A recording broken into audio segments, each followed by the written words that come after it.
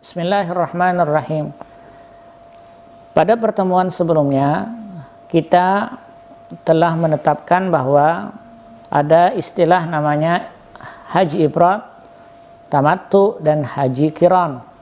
Maka kita akan memilih di sini pelaksanaannya yaitu dengan haji tamattu.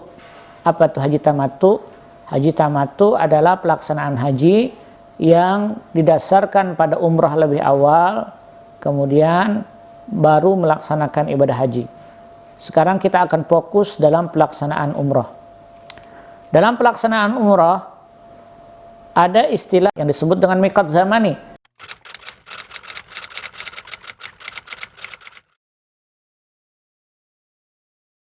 Adapun ibadah umrah yang terkemas di dalam haji tamattu ini karena pelaksanaannya di dalam bulan haji, maka tentunya konsekuensinya dia akan ihram umrah tetapi masuk ke dalam rangkaian haji.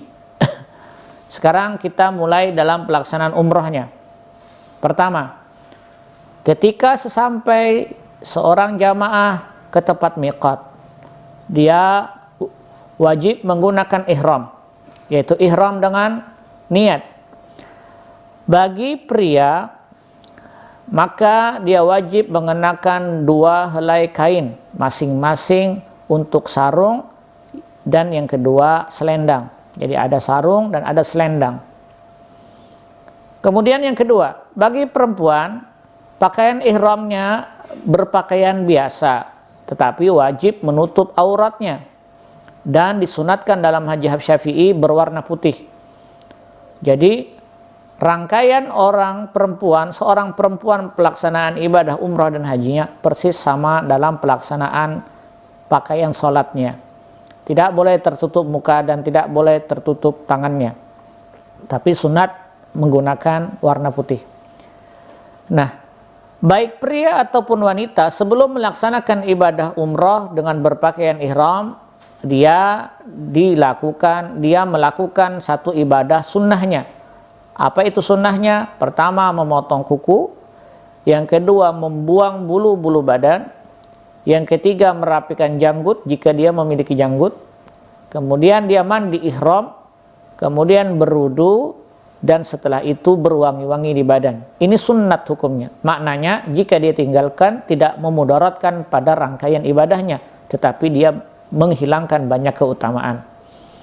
Setelah menggunakan pakaian ihram, disunatkan salat sunat ihram.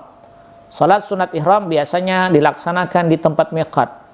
Dia melaksanakan salat sunat ihram 2 rakaat, mengarah ke kiblat dan berdoa kepada Allah agar umrahnya dimudahkan dan diterima oleh Allah Subhanahu wa taala. Selesailah ihram, dia berangkat menuju kota Mekah. Lalu setelah sampai di kota Mekah, dia bersiap melaksanakan tawaf. Syarat tawaf pertama, suci dari hadas kecil dan hadas besar. Maknanya, orang yang tawaf wajib bersih dari haid, nifas, ataupun junub. Yang kedua, orang yang sedang melaksanakan haji dan umrah untuk melaksanakan tawaf, dia harus menggunakan wudunya. Ini syarat tawaf. Yang kedua, suci badan, pakaian, tempat dari najis. Ini syarat tawaf. Jadi dia harus memastikan di badannya, di pakaiannya dan tempatnya itu tidak ada najisnya. Yang ketiga, tertutup auratnya. Maka yang biasanya teramat banyak melaksanakan kesalahan adalah sarung yang digunakan laki-laki harus di atas pusarnya, karena itu bagian daripada aurat. Yang keempat, syarat tawaf adalah memulai dari sudut Hajar Aswad.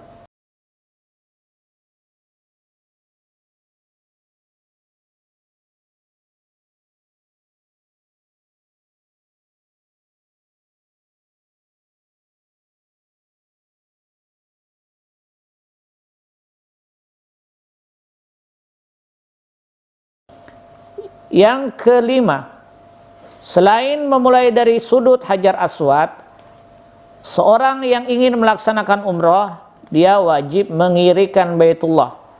Ini badan sebelah kiri harus selalu menghadap ke Ka'bah, ke Baitullah.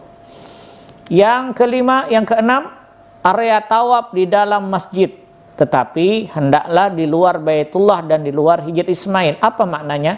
Ketika orang sedang tawaf, maka dipastikan seluruh badannya harus di area tawaf, harus di area di luar Ka'bah. Maksudnya ada rangkaian bangunan di Ka'bah itu yang disebut dengan sajrawan. Itu bangunan kecil yang ada di bawah Ka'bah seperti pelatarannya.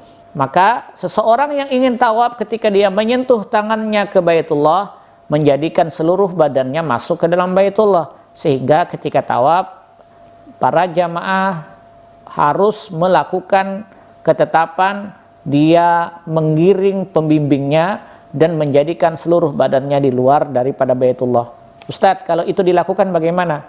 Tidak memudaratkan sebenarnya kepada tawafnya, tapi dia harus mundur ke belakang untuk menggantikan posisi itu, karena tawaf itu tidak terhitung nantinya untuk area itu. Jadi ini yang sangat berbahaya. Maka oleh sebab itu fokus diperlukan ketika orang tawaf. Jangan kemana-mana, pastikan dia khusyuk dalam ibadah tawafnya. Kemudian yang terakhir, syarat tawaf adalah tidak melakukan sesuatu yang dianggap sebagai kehendak urungkan tawaf. Apa maknanya? Ketika sampai di area tawaf, tiba-tiba melihat orang banyak, kemudian dia ciut hatinya, lalu mengatakan, kalau seperti ini ibadah haji dan umrah, saya malas untuk melaksanakannya. Itu namanya faqdus sarf. Faqdus sarf, menghilangkan tekad yang sudah ditetapkan. Ini adalah syarat tawaf. Sebelum tawaf harus ada syaratnya. Nah, lalu rukunnya. Rukun tawaf yang pertama adalah niat. Dilakukan ketika berada searah tepat dengan Hajar Aswad di awal tawaf. Dia melaksanakan niatnya. Sekalipun niat adalah di dalam hati, adapun ibadah umrah dan haji nanti dia rangkaian niatnya terpatri ketika dia melafazkan niat ketika ihram. Labbaik Allahumma umratan, labbaik Allahumma hajjan. Maka yang demikian menurut kalangan mazhab Syafi'i, dia sudah terpatri ketika ingin melaksanakan tawafnya. Yang kedua, rukun tawaf bergerak mengitari Baitullah. Dia wajib mengitari Baitullah. Yang ketiga, laksanakan sebanyak 7 kali ulang putaran. Ketika tawaf dilaksanakan 7 kali ulang putaran. Nah, ini 3 rukun tawaf. Adapun sunnatnya, yang pertama, mencium Hajar Aswad dengan cara takbil. Apa itu takbil? Meletakkan dahi dan mengecup Hajar Aswad jika memungkinkan. Kalau tidak memungkinkan, maka ada istilah dengan istilam. Istilam yaitu mengusap batu Hajar Aswad. Istilam itu mengusap, bukan memberi isyarat, tapi istilam itu mengusap. Jika dia tidak memungkinkan untuk istilam, maka ada yang ketiga, namanya isyarat, yaitu memberikan isyarat dari jauh, mengangkat tangannya. Lalu dia mengatakan Bismillahi Allahu Akbar, kemudian dia kecup tangannya. Maka ini adalah sunnat dari tawaf. Yang kedua, ada istilah istilam kepada sudut yamani. Sudut yamani adalah sudut yang berada tepat sebelum Hajar Aswad. Dulu ini adalah tempatnya Hajar Aswad. Sekarang tidak ada lagi Hajar Aswadnya karena sudah berpindah kepada sudut Hajar Aswad, sehingga ketika seorang yang tawaf ingin melintas di sini, dia angkatkan tangan.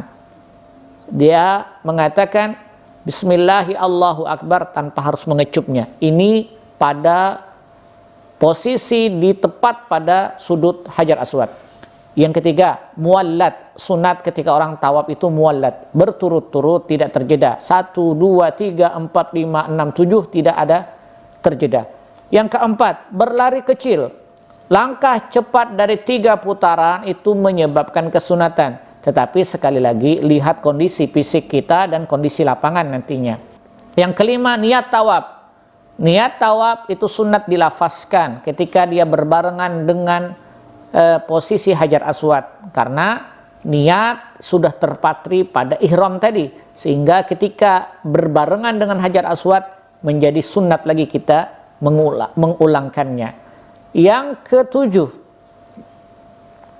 ada istilah namanya ittiba. Apa itu ittiba? Ittiba yaitu membuka bahu sebelah kanan dan menaruh kedua ujungnya di atas bahu kiri. maaf keliru, 6 ya. 6 ittiba bagi pria membuka bahu sebelah kanan jika selendangnya dibuka sebelah kanan. Ini ketika dia mau tawaf itu sunnah hukumnya, tapi ketika nanti sholat dia tutup kembali.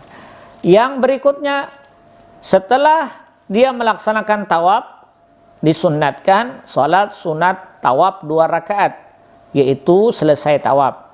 Yang berikutnya, yang terakhir, setelah melaksanakan sholat sunat tawaf, sunat dia minum air jam-jam setelah itu. Nah, inilah yang disebut dengan sunat-sunat tawaf. Para jamaah yang dimuliakan oleh Allah Subhanahu wa taala, di dalam jenis-jenis tawaf ini memiliki arti-arti atau memiliki istilah-istilah tersendiri. Ada namanya tawaf kudum. Tawaf kudum itu apa? Tawaf kudum adalah tawaf kedatangan pertama di Mekah. Jadi kalau orang melaksanakan ibadah haji nantinya dia datang untuk melaksanakan umroh, nah tawaf umroh itu namanya tawaf kudum. Yang kedua ada istilah namanya tawaf ifadah. Tawaf ibadah itu tawaf rukun. Setelah orang melaksanakan wukuf, nanti ada rukun berikutnya yaitu tawaf. Yang ketiga ada istilah tawaf rukun bagi yang orang umroh. Nah tadi yang kita laksanakan waktu kedatangan pertama di Mekah itu tawaf umroh namanya. Tawaf rukun disebut tawaf rukun, itulah tawaf kudum baginya karena dia haji tamattu. Yang keempat ada istilah namanya tawaf sunat. Daripada dia duduk di hotel, duduk tidak bermakna, dia pergi ke Masjidil Haram lalu dia melaksanakan tawaf kapan dia mau, dia berwudu kemudian masuk dengan pakaian biasa, itulah tawaf sunat. Yang kelima ada istilah tawaf nazar, hukumnya wajib tawaf nazar ini. Inilah yang disebut dengan tawaf. Nah, selesai tawaf, ihram selesai, tawaf selesai, lalu pelaksanaan sa'i. Syarat sa'i, yang pertama syarat sa'i memulai dari Bukit Shafa untuk menghitung ganjil, dan dimulai dari Bukit Marwah untuk hitungan genap. Jadi kita ingatkan saja, Shafa ke Marwah itu ganjil 1, 3, 5, 7. Adapun Marwah ke Shafa hitungan genap 2, 4, dan 6. Sehingga tidak terhitung 1 kali putaran baru dihitung 1, tidak, karena ini letih. Jadi 1 Shafa ke Marwah hitungan 1, sehingga ulama mengatakan Shafa Marwah ganjil, Marwah Shafa genap. Kemudian yang ketiga, syarat sa'i dilaksanakan sesudah tawaf selesai. Tidak boleh tawaf tidak selesai lalu dia sa'i lebih awal, haram hukumnya dan tidak sah pelaksanaannya. Adapun rukun sa'i, pastikan menempuh seluruh jarak di antara gundukan Shafa dan gundukan Marwah. Nah, jadi masuk naik ke atas, masuk ke gundukan sa'i, Shafa dan Marwah itu syaratnya, rukun daripada rukun sa'i. Masuk dari Shafa menuju Marwah, naik ke atas, ketemu dengan bukitnya Marwah, kemudian dia berkeliling dari Marwah menuju Shafa, naik ke atas bukit Shafa. Nah inilah yang disebut dengan rukunnya. Yang kedua, berjumlah 7 kali. Jadi 7 kali. Dari Shafa ke Marwah 4 kali, dari Marwah ke Shafa sebanyak 3 kali.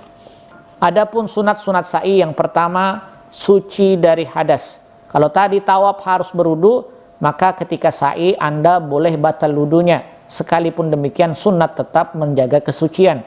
Suci dari hadas sunat sa'i. Yang kedua, tertutup aurat. Menutup aurat itu hukumnya sunnah. Yang ketiga, berlari kecil di antara 2 pilar hijau. Nanti ada pilar hijau, disunatkan bagi laki-laki. Dia berlari kecil. Rabbighfir warham wa'fu watakarram watajawaz amma ta'lam innaka ta'lam ma la na'lam innaka antallahul a'azzul akram. Ini sunat bagi laki-laki. Yang keempat, menyempurnakan hingga sampai ke puncak Shafa dan Marwah. Ada puncaknya. Sah hukumnya ketika dia menginjakkan kaki di awal permulaan gundukannya, tapi kalau sampai ke puncak hukumnya sunnat. Yang kelima adalah muallat. Apa tuh muallat? Berturut-turut. Inilah sa'i. Nah, setelah selesai sa'i, maka ada istilah menghalalkan diri, yaitu tahallul. Dengan tanda apa? Ditandai dengan bercukur. Bagi pria afdol atau dianjurkan mencukur habis seluruh rambutnya atau tahlik. Tetapi boleh memotong beberapa helai rambutnya atau disebut dengan taksir. Namun ketika orang berhaji nanti tahallulnya atau menggunakan tahlik, dia melakukan gundul ketika dia tahallul di masa hajinya. Nah, ini kesunatan di dalam tahallul. Bagi wanita cukup memotong minimal 3 helai rambut dan makruh bercukur. Ingat, perempuan jangan bercukur, cuma memotong beberapa helai saja. Yang kelima, tertib. Dimaksudkannya adalah berurutan dalam melakukan rukun umrohnya. Nah, para jamaah yang dimuliakan oleh Allah Subhanahu wa taala, ingat, di dalam wajib umroh itu ada istilah miqat. Berikut adalah miqat yang telah ditetapkan oleh hukum agama yang kita berihram di tempat itu. Madinah, Dzulhulaifah, Juhfah, ada Rabik, orang-orang Syria yang datang, ada Yalamlam, orang-orang Yaman, ada Qarnul Manazil, biasanya orang Najd, atau yang dari Taif atau Irak, Zatu Irkin. Adapun bagi penduduk Mekah yang ingin melaksanakan umrah, dia boleh keluar, dia boleh ke Tan'im, kurang lebih 8 km, dia boleh ke Ja'ranah 16 km, dia boleh ke Hudaybiyah sebanyak 25 km. Nah, ketika dia berihram, para jamaah berihram, ada pantangannya yang dia tidak boleh. Pertama, seorang yang berihram, dia tidak boleh memakai pakaian berjahit, menutup kepala, tidak boleh pakai peci, ujung jarinya, tidak boleh pakai sepatu atau tumitnya.